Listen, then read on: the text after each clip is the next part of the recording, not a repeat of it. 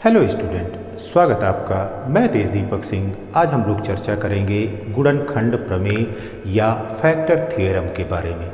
इसके पहले हम लोगों ने शेषफल प्रमेय और शेषफल प्रमेय पर आधारित बहुत से प्रश्नों को हल किया हुआ है। यहाँ पर गुणनखंड प्रमेय क्या है?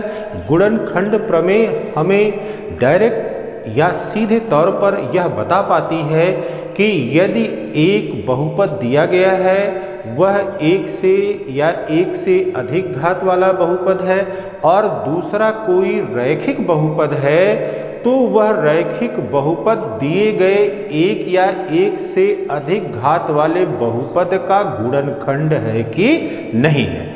अब यहाँ पर देखिए, यदि px यह एक या एक से अधिक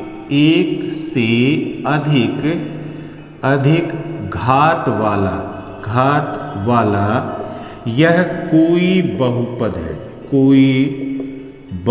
है। यहाँ पर हमने px लिया कि यह एक या एक से अधिक घात वाला कोई बहुपद है और अल्फा यह कोई वास्तविक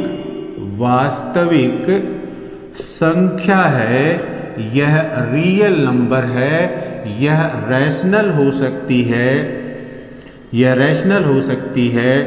और इरेशनल हो सकती है। यह परिमेय या अपरिमेय किसी प्रकार से हो सकती है।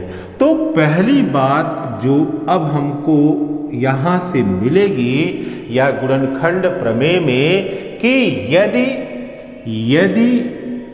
p alpha is equal to 0, यदि p alpha is equal to 0, तो x माइनस अल्फा यह px का एक गुणनखंड होगा।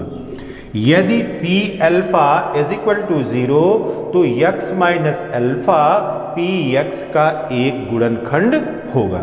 अब देखिए बेटा, इसका विलोम भी सही है या इसका जो उल्टा है वह भी सही है।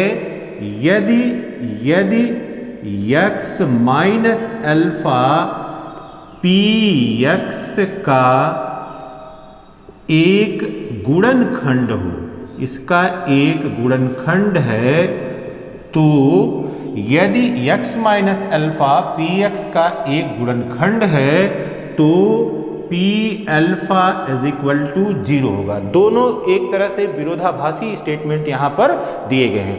अब यहाँ पर देखिए बेटा, हमने क्या लिया हुआ है? हमने लिया हुआ है एक बहुपद px और यहाँ पर यदि x माइनस अल्फा से हम इसको विभाजित करें, यहाँ पर यह भाज्य के रूप में दिया गया है और x माइनस अल्फा यह भाजक के रूप में या डिवाइजर के रूप में दिया गया है। तो हमने कुछ क्वोशेंट प्राप्त किया और वह qx के बराबर है, यह भागफल के रूप में है और इस प्रक्रिया के उपरांत कोई शेषफल p अल्फा हमको मिलता है। तो यह सामान्य आपको बताया था जिसको लॉन्ग डिवीजन एल्गोरिथम है, उस लॉन्ग डिवीजन एल्गोरिथम से यह बात हमको मिलेगी। अब यहाँ पर देखिए, तो अब इसके लिए क्या हो सकता है? इसका मतलब हो गया कि px इज इक्वल टू यह हो गया x minus alpha into qx और प्लस p अल्फा। अब ये है क्या? इक्वेशन नंबर 1 डाल दिया। यहाँ पर ये है भाज्य, यह बराबर है भाजक गुणे भागफल और प्लस यहाँ पर शेषफल। ठीक, अब ये देखिए बेटा, पहली बात जो हमने लिखा हुआ था वो ये लिखा हुआ था कि यदि p alpha is equal to 0, इसका मतलब है कि समीकरण 1 में p अल्फा 0 हो जाए, इसका मतलब है कि शेषफल अगर शून्य है, शेषफल शून्य है तो x minus alpha P x को पूर्णतया विभाजित करेगा और वह उसका एक गुणनखंड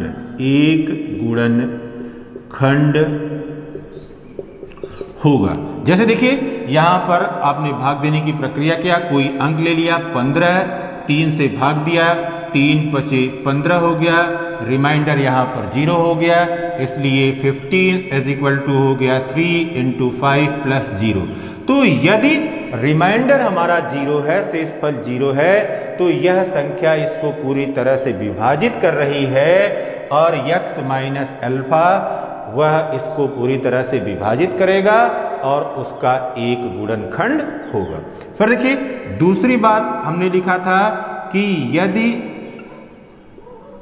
x माइनस अल्फा इसका एक गुणनखंड है, ठीक, तब दिस इंप्लाइज दैट क्या था, यह p अल्फा = 0। अब समीकरण 1 में देखिए, समीकरण 1 से ये हो गया px = x minus alpha × qx plus यहाँ पर यह रिमाइंडर 0 है, शेषफल हमारे पास p अल्फा = 0 है, तो यहाँ पर कोई शेषफल नहीं है क्योंकि गुणनखंड दिया गया है। अब ये देखिए दोनों पक्षों में x बराबर अल्फा रखने पर, दोनों पक्षों में x बराबर अल्फा रख दिया, तो अब ये हो गया p alpha = alpha minus alpha, x के स्थान पर अल्फा रख दिया × qx, और यहाँ पर x की जगह पर आप अल्फा रख दीजिए। अभी देखिए अल्फा माइनस अल्फा क्या हो गया, ये 0 हो गया, तो ये हो गया 0 × q अल्फा और = 0 हो गया। तो this implies that p alpha = 0। तो यदि p अल्फा 0 है तो x माइनस अल्फा उसका एक गुणनखंड होगा, या x माइनस अल्फा उसका एक गुणनखंड है तो p अल्फा बराबर 0 होगा। अब यहां पर देखिए गुणनखंड प्रमेय में, या इस तरह जब हम फैक्टर्स थ्योरम का उपयोग करेंगे तो उपयोग करते समय हमारे सामने दो तरह की समस्याएं आ सकती हैं। अब यहाँ पर समस्या का प्रकार क्या हो सकता है, यहाँ पर समस्या का प्रकार क्या हो सकता है। तो पहली यह ए टाइप की समस्या हो सकती है कि एक बहुपद यह px, यह एक बहुपद px दिया गया होगा और इसमें होगा क्या, इसमें बहुपद एक या एक से अधिक घात वाला होगा और कोई अज्ञात राशि, कोई अननोन अज्ञात राशि दी गई होगी, ठीक, तथा qx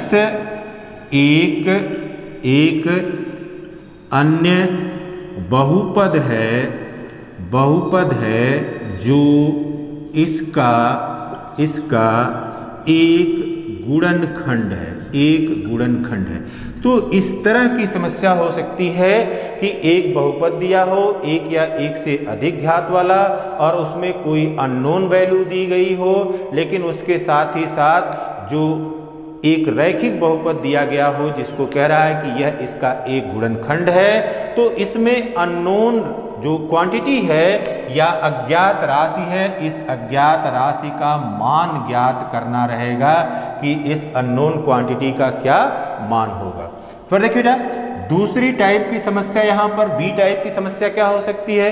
दूसरी समस्या यहाँ हो सकती है कि px यह एक या एक से अधिक घात वाला यह बहुपद हो और qx एक रैखिक बहुपद हो।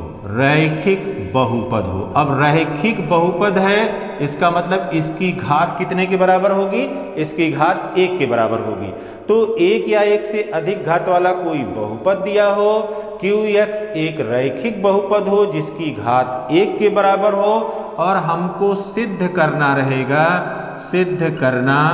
कि qx px का एक गुणनखंड है।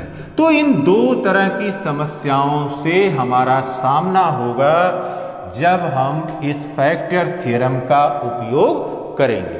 अब यहाँ पर कोई समस्या लेते हैं और उस समस्या पर इस थ्योरम का उपयोग करते हैं और उपयोग करके तब इस फैक्टर थ्योरम को हम समझने का प्रयास करते हैं। देखिए बेटा, यहाँ पर एक समस्या लेते हैं और उस समस्या से इस थ्योरम को समझने का प्रयास करते हैं। यहाँ पर एग्जाम्पल के रूप में जैसे px इज इक्वल टू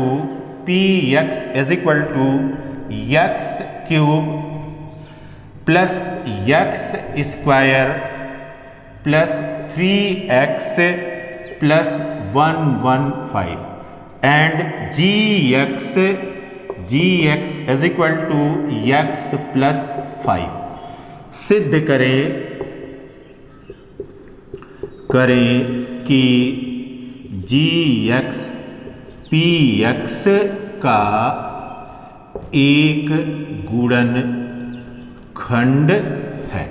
तो इस तरह की समस्याओं को हल करने के लिए आपने सबसे पहले क्या करना है? सबसे पहले स्टेप में आपको लिखना है कि gx इज इक्वल टू 0। हमने सबसे पहले मूल ज्ञात करना है या शून्य ज्ञात करना है। तो this implies that x plus 5 is equal to 0, this implies that x equal to -5। तो x इक्वल टू -5, अब ये इसका रूट मिल गया या यह इसका शून्यक मिल गया। तो जब आप शून्यक मिल गया तो अब आप यहाँ पर रखिए।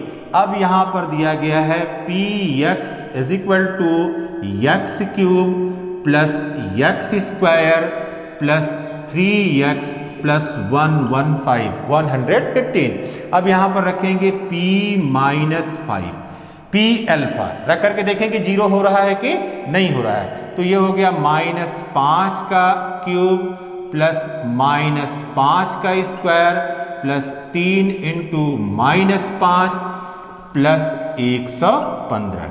अब ये देखिए बेटा, -5 का क्यूब ये हो गया -125 और ये माइनस है, स्क्वायर में आएगा तो प्लस हो गया, ये हो गया प्लस 5 × 5 = 25 माइनस यहाँ पर हो गया 5 × 3 = 15 -15 और प्लस 115।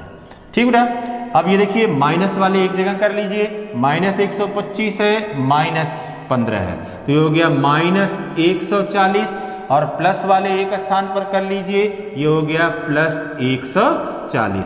तो p-5 बराबर, अब ये प्लस और माइनस कट गया, यहां पर हो गया 0। This implies that x plus 5 px का एक गुणनखंड है। तो इस प्रक्रिया के तहत हम बता सकते हैं कि कोई दिया गया जो पॉलिनोमियल है, जो कि लीनियर पॉलिनोमियल है, वह एक या एक से अधिक घात वाले दिए गए बहुपद का गुणनखंड होगा कि नहीं। Have a nice day.